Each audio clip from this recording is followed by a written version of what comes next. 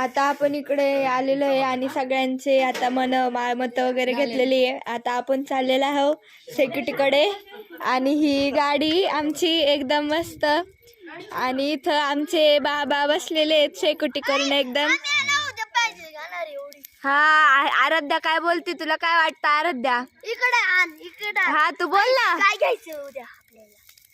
यांची कान गोष्टी चालले आहेत आणि इथे एकदम मस्त सेक्युरिटी अशी चाललेली आहे. आम्ही उद्या काहीतरी प्लॅन बाबा आणि कार्तिक इथे बसले. बाबा आपल्याला काय वाटतं? आम्ही उद्या बाबा आम्हाला काय आपल्याला काय वाटतं? एवढ्या मासवड्याचा बेत केलेला आहे तर काय वाटतंय?